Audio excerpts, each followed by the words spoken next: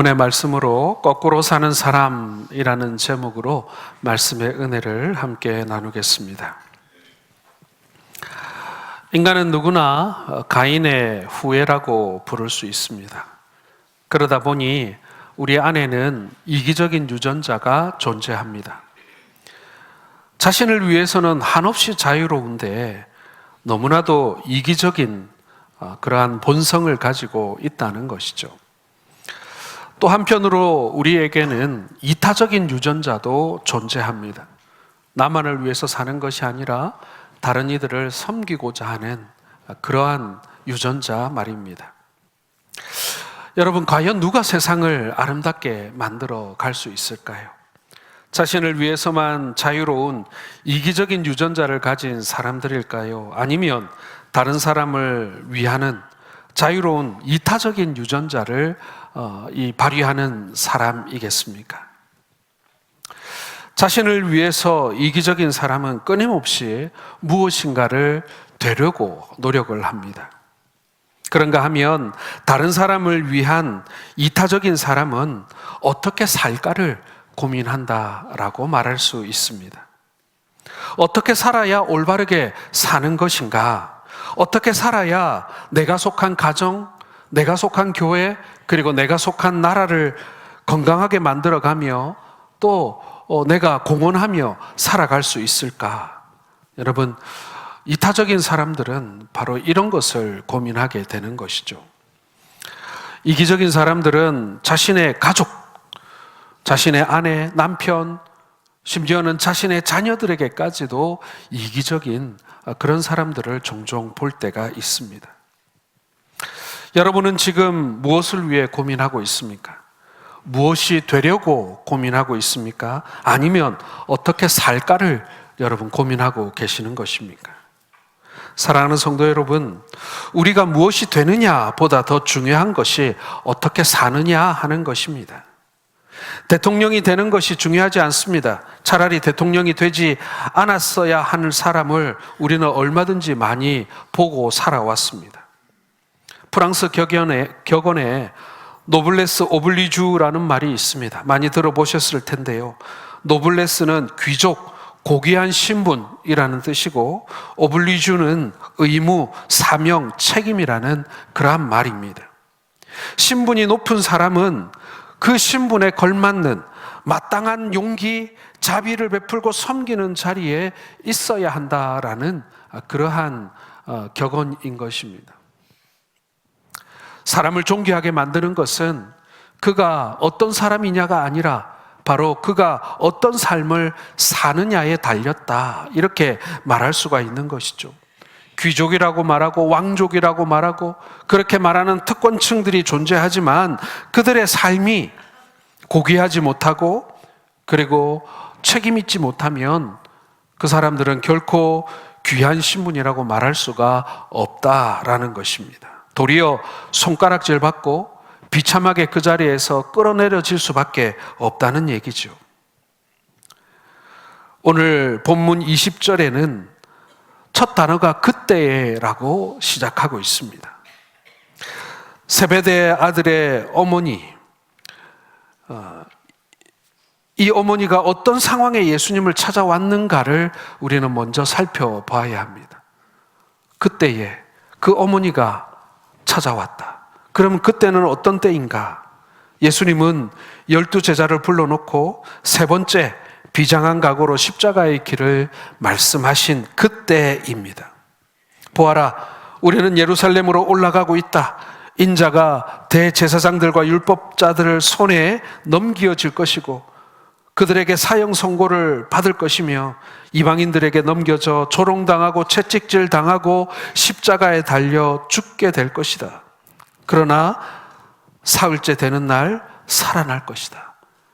예수님의 순환과 부활에 관한 예언을 이 제자들에게 말씀하신 것입니다. 바로 그때 생긴 사건입니다. 이 말씀을 하신 그때 이 세베대의 아들의 어머니가 예수님을 찾아와 얘기하는 것입니다. 야고보와 요한의 어머니였던 살로메가 두 아들들을 데리고 주님 앞에 와서 절하며 이렇게 구합니다. 나의 이 두 아들을 주의 나라에서 하나는 주의 우편에 하나는 좌편에 앉게 명하소서. 살로메와 그 아들 야고보와 요한은 예수님의 나라를 현세적이고 정치적인 나라로 이해하고 있는 것입니다. 예수님이 이제 예루살렘에 입성하게 되면 곧 이 지상에 메시아 왕국이 설 것으로 기대하고 있는 것입니다. 왕만 메시아일 뿐이지 모든 나라는 이전에 자기들이 생각했던 여러 열국과 같은 그런 왕국이 될 것이라고 생각했던 것입니다. 그래서 예수님 앞에 나와 간청하고 있는 거예요. 제자들 가운데 가장 높은 자리를 우리 두 아들에게 달라고 요청한 것입니다. 어머니의 바람은 이 두 아들이 출세하는 거예요. 두 아들이 성공하는 것입니다. 이 두 아들이 무엇이 되어야 한다라고 하는 야망, 야심을 이 어머니와 이 두 아들은 가지고 있었던 것입니다. 나머지 10명의 제자들의 마음은 뭐 달랐을까요? 이들 역시도 예수님의 십자가를 제대로 이해하지 못했습니다. 10 제자가 듣고 반응하는 것을 보면 알 수 있어요. 10 제자가 그 두 형제에 대하여 분이 여깁니다. 매우 강한 분노를 느꼈다라는 뜻입니다. 가인과 같이 안색이 변하고 있습니다. 이기적인 유전자가 발동하기 시작합니다. 이 이기적인 유전자가 발동하면요, 동물적 본능이 나타납니다. 먹잇감을 빼앗긴 맹수의 모습이 드러나요. 10 제자와 2 제자가 서로 으르렁거리고 물고 뜯고 찢어서 피차 멸망당하는 그런 지경에 이를 수밖에 없다라는 것입니다. 사랑하는 성도 여러분, 예수님의 관심은 우리가 무엇이 되는 것이 아니고 우리가 어떻게 사느냐입니다. 오늘 제자들은, 그리고 세상의 많은 사람들은 무엇이 되고 싶어 합니다.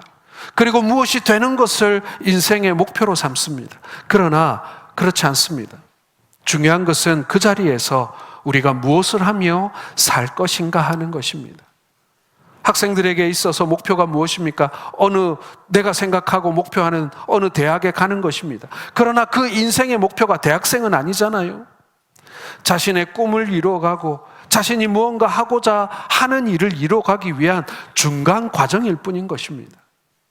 여러분, 우리 성도들이 교회에서 집사로, 장로로, 권사로, 목사로 직분을 받는 것은 무엇입니까? 그 직분 자체가 목표입니까? 아니죠. 그 직분을 받음으로 말미암아 내가 그 자리에서 내가 주를 위하여 무엇을 할 것인가? 내가 어떤 일을 하고 싶은가? 그리고 하나님을 위해서 내가 어떻게 살아야 하는가? 그것에 대한 고민이 있어야, 그리고 그것에 대한 우리가 목표가 있어야 한다라는 것입니다. 제자들을 향해 예수님께서는 그리스도인들이 진정으로 구해야 하는 가치가 무엇인가를 오늘 가르쳐주고 계시는 것입니다. 예수님은 야고보와 요한에게 너희가 구하는 것을 알지 못하는도다 라고 말씀하십니다. 무엇이 되고자 하는 것, 여러분, 그게 잘못이겠습니까? 아닙니다. 그것도 좋은 목표 중에 하나일 것입니다. 그러나 그것이 전부가 아니고요, 생각보다 그것이 그리 중요하지 않더라는 것입니다. 우리가 성경을 읽으면서 오해하는 것 중에 하나가 꿈과 야망입니다. 이걸 우리가 혼동할 때가 많이 있어요. 여러분, 요셉의 얘기를 한번 해볼까요? 요셉은 어려서부터 꿈이 있었습니다. 하나님이 주신 꿈을 요셉이 가지고 어려서부터 살아왔어요. 자, 그런데 요셉에게 있어서 꿈이 애굽의 총리가 되는 것이었을까요? 마치 우리 어린아이들이 장래 희망이 뭐냐고 선생님이 적어내라 그러면은 대통령을, 절반의 학생들이 대통령을 적어내고 그 나머지 절반의 절반은 장군을 적어내고, 우리가 그것을 보면서 요셉의 꿈이 총리였구나, 애굽의 2인자였구나, 왕이 될 수는 없으니까 그 다음 자리는 총리니까. 여러분, 우리가 그렇게 성경을 읽었습니까? 그렇지 않지요. 하나님은 요셉의 길을 인도하셨습니다. 하나님께서는 요셉이 하는 일마다 형통케 해주셨습니다. 그런데 그것의 목적은 요셉이 애굽의 총리가 되는 것이 아니었다라는 것입니다. 그것은 과정일 뿐이었습니다. 도구였을 뿐입니다. 하나님께서는 이 요셉이 총리가 되는 것을 통해 생명을 구원하고자 하셨다라는 것입니다. 이것이 하나님의 큰 그림이셨어요. 하나님께서 요셉에게 원하셨던 것은요, 사람들의 생명을 구원하는 것이었습니다. 어떻게 사느냐의 문제였던 거예요. 그런데 우리가 어려서부터 성경을 배우면서 요셉의 꿈은 애굽의 총리라고 우리는 자연스럽게 받아들여지고 있습니다. 정말 어릴 때는 그런 줄 알았어요. 그런데 성경을 여러분 다시 펼치고 우리 꼼꼼히 한번 다시 읽어봅시다. 하나님께서 요셉을 애굽에 보내신 것은 입신양명 총리가 되게 하기 위함이 아니었습니다. 최고의 권력자의 자리에 오르기 위함이 아니었습니다. 사람의 생명을 구원하시기 위해 하나님께서는 그를 보내신 것이고 그 효과적인 방법으로 총리로 사용하신 것입니다. 만약 이 요셉이 애굽에 가서 청소부로 살면서 더 많은 사람들을 구원해낼 수 있었다라고 하면 그의 역할은 청소부였을 거예요. 그러나 하나님께서는 애굽의 총리라는 직분을 이용하여서 이 요셉의 목적을 이루게 하셨다. 그리고 요셉은 그 목적을 위해 살았다라는 것입니다. 많은 사람들이요, 무엇이 되고 싶고 무엇이 됨으로 인하여서 자기가 처음에 품었던 꿈을 잃어버리곤 합니다. 우리가 처음에는 그렇지 않았어요. 우리가 처음에는 그 포부가 그렇지 않았습니다. 비전이 그렇지 않았어요. 사람들을 어떻게든지 돕고 싶고 사람들을 섬기고 싶고 그리고 이 땅을 좀 더 살기 좋은 곳으로 만들어 보고 싶었습니다. 그러나 내가 그런 일을 할 만한 위치에 이르렀을 때, 그러면은 내가 처음에 품었던 그 꿈대로 그 꿈을 이루어내야 되는데, 문제는 그 자리에 간 것으로 우리는 만족하고 그 자리를 누리더라라는 것입니다. 꿈을 잃어버린 거예요. 여러분, 우리나라 역사 가운데 우리가 흔히 많이 하는 말 중에 매국노, 가장 대표적인 인물이 누굽니까, 여러분? 예, 잘 아시네요. 이완용을 많이 떠올립니다. 그렇죠?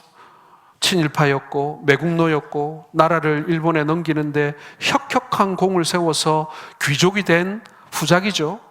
귀족이 된 사람입니다. 자, 그런데 이 이완용이 처음부터 그랬을까요? 여러분, 이완용도 한때는 독립신문 창립총회 위원장이었습니다. 그리고 백성들의 독립심을 고취시키기 위해서 그 서울 서대문에 독립문을 세울 때 가장 많은 돈을 내어놓았던 그런 사람입니다. 독립문에 가면 여러분 형판이 있어요. 돌로 새겨진 형판이 있는데 이 왼쪽부터 읽으면은 문립독 이렇게 되고 오른쪽에서부터 읽어야 독립문 되죠. 그 세 글자 현판을 이완용이 썼다는 그런 기록이 조선일보에 남아 있습니다. 그랬던 사람인 거예요. 그런데 높은 자리에 올라서고 권력을 쥐게 되고 귀족이 되니 나라를 팔아넘기는 일까지 해버리게 된 것입니다. 우리가 꿈을 잃어버렸을 때, 우리가 처음 품었던 그 초심, 그 첫 꿈을 잃어버릴 때 우리는 그 자리에 이른 것만으로 만족하고 그리고 그것을 누리는데, 그 권력을 누리는데 우리는 전념하게 된다라는 것입니다. 오늘 예수님의 말씀을 들어보십시오. 예수님은 야고보와 요한에게 내가 마시려는 잔을 너희가 마실 수 있느냐? 나를 따라올 수 있느냐라고 물으십니다. 지금 제자들은요, 예수님께 그 어머니와 그 아들들은요, 지금 자리를 논하고 있어요. 예수님, 우리 아이들이 1번, 2번 자리를 갈 수 있겠습니까? 아니면 3번, 4번 자리라도 우리 아이들, 이 제자들 중에 우리 아이들이 1번, 2번에 적합하지 않습니까? 예, 자리에 관한 얘기를 하고 있어요. 그러나 오늘 주님께서는 무슨 얘기 하십니까? 내 잔을 너희가 마실 수 있느냐? 어떻게 살까를 지금 말씀하고 계시는 것입니다. 여러분, 예수님이 말씀하신 잔, 구약 성경에 여러분 어떤 잔이 떠오르십니까? 진노의 잔, 뭐 그런 거 떠오르지 않습니까? 예수님은요, 지금 우리가 쉽게 이해하기로 사약이 담겨져 있는 잔을 말씀하고 있는 거예요. 이 잔을 마시면요, 피를 흘리고 죽을 수밖에 없습니다. 예수님은 모든 인간들이 받아야 할 하나님의 진노의 잔을 지금 대신 마시려고 하시고 계시는 거예요. 죄인은 심판을 받습니다.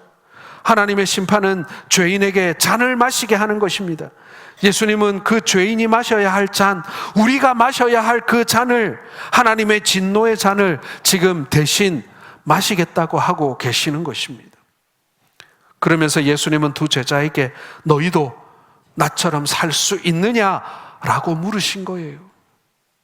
예수님의 관심은 우리가 무엇이 되는가가 아니라 우리가 어떻게 사느냐인 것입니다. 야고보와 요한은 정말 뭣도 모르고 말이죠. 할 수 있습니다 라고 대답했습니다. 혹시 이 제자들이 생각한 것은 영광의 축배가 아니었겠습니까? 그런데 두 형제 중 야고보는 주후 44년에 순교를 당합니다.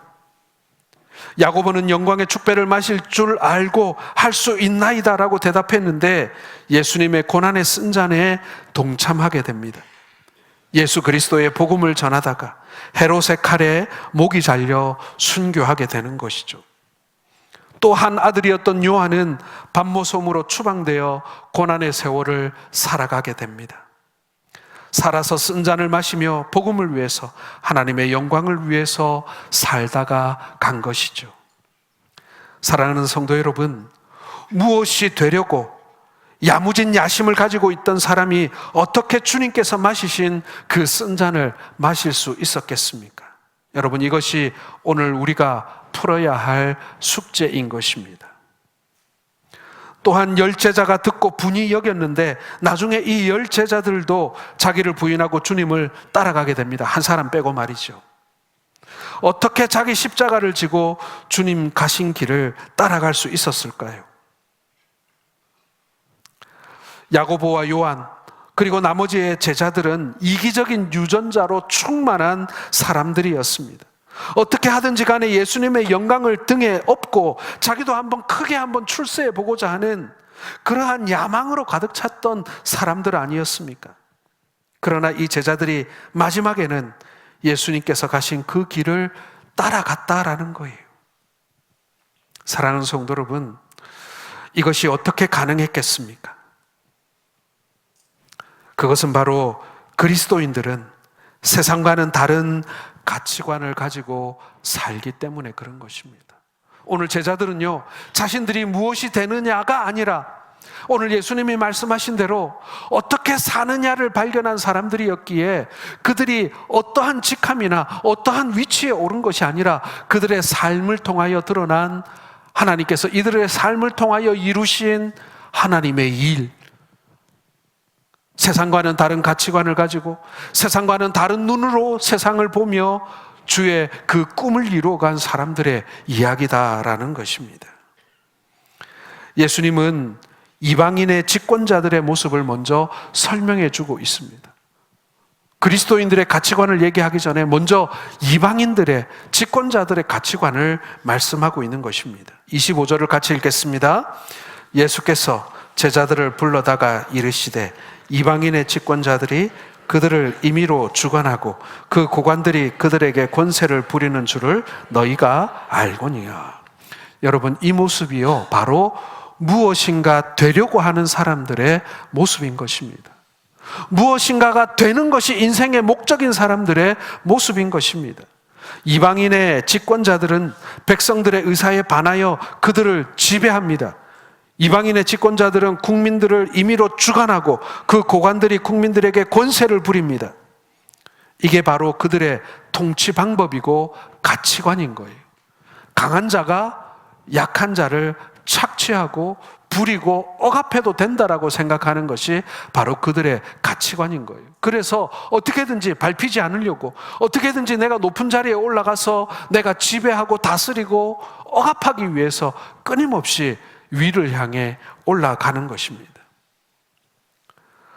세상의 권세를 가지면 그때부터 억압하고 지배하고 군림하려고 하는 이 이방인들 집권자들의 모습을 예수님께서 말씀하고 있는 거예요. 여러분, 왜 그렇습니까? 왜 이들이 이렇게 사는 것입니까? 첫 번째는 여러분, 이들에게는 하늘의 상전이 없었기 때문에 그런 거예요. 이들에게는 하나님의 존재가 없는 그런 가치관을 가지고 있기 때문에 그런 것입니다. 자기가 최고의 상전인 거예요. 자기 위에 아무도 없습니다.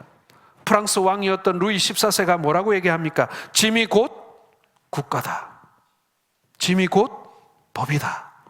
예, 자기 위에 아무도 없는 거예요. 자기가 정점에 있다라는 얘기입니다. 나폴레옹은 뭐라고 얘기했습니까? 내 사전에는 불가능은 없다라고 얘기했어요. 자신이 하나님입니까? 어떻게 인간으로서의 불가능이 없다고 말하는 것입니까? 뿐만 아니라 이 위정자들의 가치관은요, 내가 무엇이 되려고 노력한 보상을 받고자 한다라는 것입니다. 그래서 높은 자리에 앉아 있게 되면 어리석은 행동을 합니다. 이기적인 유전자가 작동을 해요. 지도자가 되고 나서 타락하고 실패합니다. 다른 사람들의 것을 빼앗고 권력을 이용하여서 이득을 취합니다. 그래서 추락하고 마는 거예요. 권력을 이용해서 부를 쌓고 말이죠. 약자 위에 군림하고 스스로 하나님 된 것처럼 행동합니다. 여러분, 이것이 세상 사람들의 가치관이고 그리고 세상 위정자들의 가치관이었습니다. 오늘 예수님은 이들의 이야기를 하고 계시는 거예요. 자, 그러면서 26절 상반절에 보면 뭐라고 얘기하십니까? 너희 중에는 그렇지 않아야 하나니 라고 말씀하십니다. 이 이방인 집권자들이 이러한 가치관을 가지고 이러한 인생을 살지만 너희는 그렇게 살면 안 된다 라고 오늘 예수님께서는 말씀하시고 있는 거예요. 오늘 제자들은요, 무엇이 되고 싶어서 예수님에게 관직을 요구합니다. 위정을 요구하고 좌의정을 요구하고 총리를 요구합니다. 그런데 예수님께서는 아니야, 너희는 그런 가치관을 가지고 살아서는 안 돼 라고 말씀하시고 있는 겁니다. 왜 그렇겠습니까? 여러분, 우리에게는 위에 누가 계시죠? 하나님 계시죠. 우리에게는 상전이 있어요. 우리가 세상에서 아무리 높은 자리에 올라간다 한들 우리 위에는 하나님이 계십니다. 그래서 우리는 하나님의 청지기입니다. 청지기는 자신의 가치관이 아닌 주인의 가치관을 따라 살아야 합니다. 하나님의 가치관에 순종해야 합니다. 이것을 세상적인 가치관의 기준으로 보자면 거꾸로 사는 사람처럼 보이는 거예요. 세상의 가치관을 따라 살지 않고 하나님의 가치관을 따라 살면 세상을 거스리는 것처럼 보인다라는 것입니다. 뿐만 아니라 여러분, 우리는요, 보상이 아닌 부채의식을 가지고 살아야 한다라는 말씀인 것입니다. 여러분, 다윗 왕이 부채의식을 가지고 살았지 않습니까? 하나님께서 여덟째인 말째인 나를 불러 왕을 삼아주셨다. 나보다 잘난 형들도 많은데, 그리고 이 나라에 나보다 잘난 사람이 없어서 양을 치고 있던 나를 하나님이 불러서 그 왕을 삼아주셨는가? 아니라는 거예요. 여러분, 다윗이 이스라엘의 1등이 아니었습니다. 전국 석차 1등이 아니었어요. 그런데도 하나님께서는 그를 불러 왕을 삼으셨어요. 그러니 다윗에게는 부채의식이 있을 수밖에 없었습니다. 사람들의 눈에는 보이지도 않던 나를 왕을 삼아주셨다. 다윗은 하나님의 그 은혜를 평생 잊을 수가 없었습니다. 여호와께서 내게 주신 모든 은혜를 무엇으로 보답할꼬? 여러분, 이것이 이 다윗의 삶의 이 꿈이었고 가치관이었고 목표였다라는 것입니다. 다윗은 40년 동안 이스라엘의 왕위에 있으면서 끊임없이 하나님께서 베풀어 주신 은혜를 기억했습니다. 처음 불러주셨을 때, 처음 왕으로 기름 부었을 때 그가 품었던, 아니 하나님이 주셨던 그 첫 꿈을 평생토록 잊지 않기 위해서 그는 하나님께 끊임없이 묻고 하나님의 말씀을 묵상했다라는 것이죠. 사랑하는 성도 여러분, 오늘날 우리는 무엇이 되어 있습니까? 여러분, 오늘 내가 된 이것으로 말미암아 여러분 만족하고 계십니까? 그리고 그것이 나의 자랑입니까? 아닙니다. 오늘 주님께서는 우리가 어떻게 살았는가, 우리가 어떻게 살고 있는가를 묻고 계십니다. 우리 예수님의 관심은요, 내가 어떤 직분을 가지고 이 땅에서 살았는가, 내가 어떤 직위를 가지고 세상에서 살았는가, 그것이 중요하지 않아요.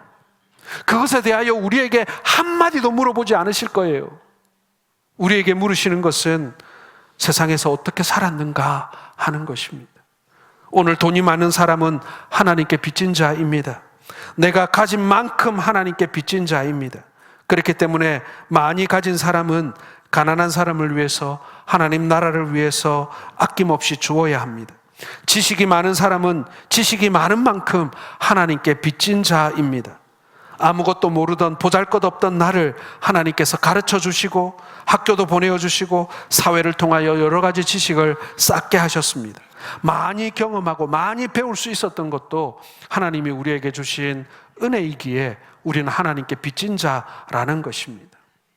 지식이 많은 사람들은 특별히 눈이 어두운 사람들을 위해서 그들의 흰 지팡이처럼 그들을 바른 길로 인도해야 할 책임이 있습니다. 권력이 많은 사람은 권력을 가진 만큼 하나님께 빚진 자입니다. 그렇기 때문에 그 권력을 가진 사람은 권력을 갖지 못한 약한 사람들의 소리를 듣고 그들의 눈물을 닦아주고 공동체를 건강하게 이끌어가야 할 책임이 있는 것입니다. 여러분, 세상의 가치관은 그렇지 않죠. 세상의 가치관은 하늘의 청지기가 없기 때문에 돈 가진 사람은 다 자기가 그것의 소유인 줄 알고 착각하며 사는 사람이, 지식을 가진 것도 자기 머리가 다 똑똑해서 그렇게 된 것이라고 착각합니다. 권력을 가진 사람도 자기가 얼마나 노력하고 몸부림쳐서 여기까지 올라와 그것을 거머쥐었는가, 그것이 그들에게는 중요합니다.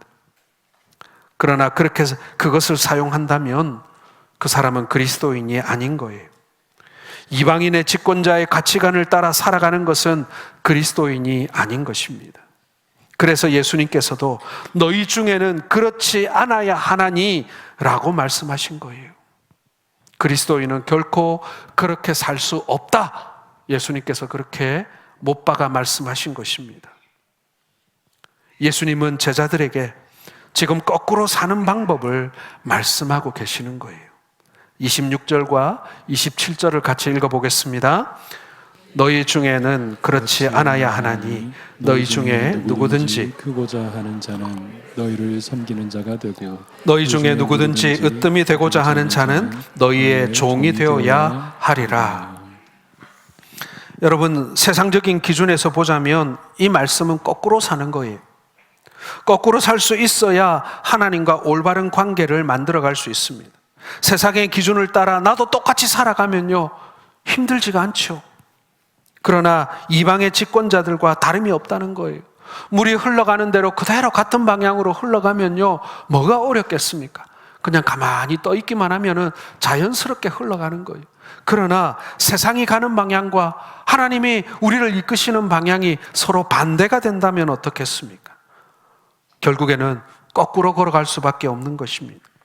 우리가 이 세상에 두 발을 디디고 살면서, 이 세상의 문화 속에 살면서 하나님의 말씀을 따라 산다는 것은 정말 어려운 일입니다. 오늘날 그리스도인들이 하나님의 말씀을 적용하며 산다는 것이 만만한 일이 아니라는 얘기입니다. 우리는 이미 이 세상에 아주 길들여져 있는 사람들입니다. 세상의 습관, 세상의 가치관을 따라 우리는 살아갈 때가 너무나 많아요. 이 세상의 시대 정신을 따라 사는 것이 하나도 어렵지 않습니다. 그런데 그것을 역류하는 것, 그것을 역행하는 것은 너무나도 어렵습니다. 끊임없이 노를 저어야 하고, 끊임없이 다리에 힘을 주고 버텨내야 하고, 그걸 거슬러 올라가려면 세상을 살아가는데 남들보다 3배, 4배, 아니 10배나 더 힘든 삶을 살아갈 수도 있다라는 것입니다. 그래서 여러분, 거꾸로 사는 것이 쉬운 일이 아닙니다. 이제 예수님은 제자들에게 진정한 의미에서 위대하고 으뜸되는 것이 무엇인가를 가르쳐 주고 계시는 것입니다. 무엇이 되고자 하는 사람에게 이렇게 살라고 말씀하십니다. 예수님이 임금의 자리에 오르시면 우의정이나 좌의정되고 싶은 사람에게 진정으로 큰 사람, 진정으로 으뜸이 되는 것이 무엇인가를 가르쳐 주고 계십니다. 우리의 인생에 있어 중요한 것은 무엇이 되는가가 아니라 무엇을 할 것인가. 여러분, 여기서 우리가 눈여겨볼 것은 크다의 반대 개념이 작다, 왜소하다, 초라하다가 아니라 섬기다라는 사실을 우리는 기억해야 합니다. 여러분, 크다의 반대말이 섬기다예요.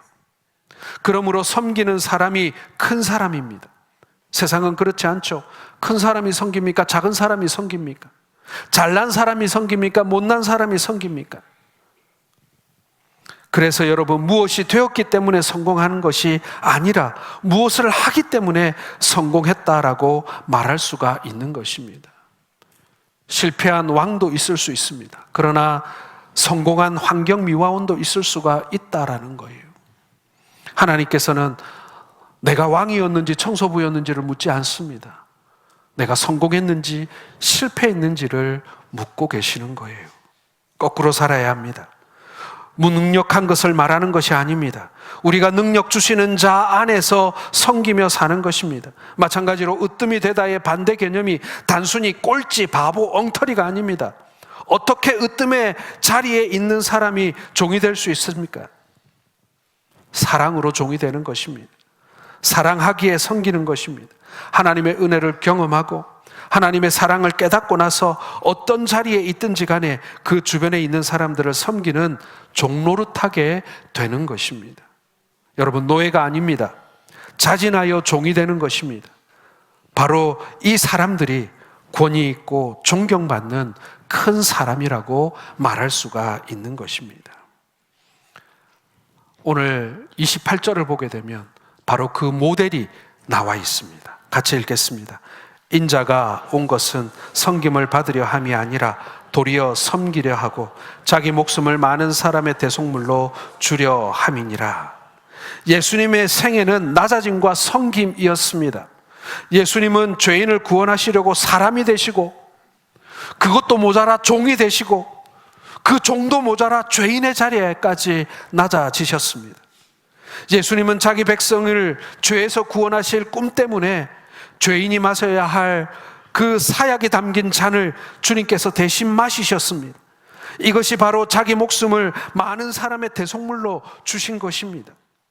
여러분, 이 세상에 죄 없는 사람이 만인을 위하여, 모든 사람을 위하여 죽으셨습니다.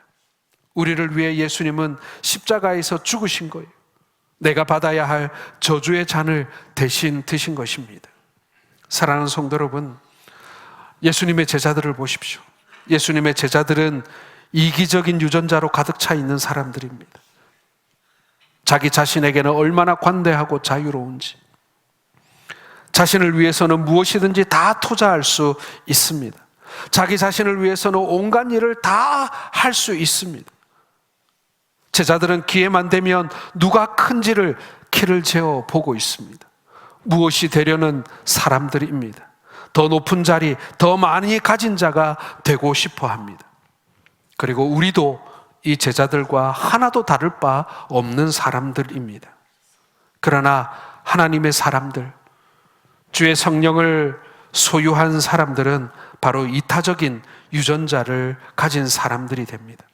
그리고 그러한 공동체를 만들어내게 되는 것입니다. 섬기는 위대한 자가 되라고 우리에게 주님께서는 가르치십니다. 예수님은 이들에게 왕이지만 종이 되라고 말씀하십니다. 우리가 자유인이지만 그러나 섬기는 종이 되라고 말씀하십니다. 바로 그리스도의 영이 우리 가운데 있기 때문에 그것이 가능하다라는 것입니다. 사랑하는 성도 여러분, 오늘 우리 그리스도인들은요, 무엇이 되고자 하는 사람이 아니라 무엇인가 하고자 하는 목표를 가지고 있어야 합니다. 우리가 직분을 받는 이유도, 우리가 사회에서 직급이 올라가고 내가 직임을 갖게 되는 것도요, 결국에는 우리가 어떻게 살 것인가에 대한 고민으로 결국에는 결론 내려지게 되어 있습니다. 주님께서 우리에게 보여주신 이 믿음의 길, 이 생명의 길, 이 십자가의 길, 예수님을 닮아가는 이 길 위에서 우리 주님처럼 살아가시는, 섬기며 그리고 사랑으로 베푸는 삶을 살아가시는 우리 모든 성도들 되시기를 주님의 이름으로 축원합니다.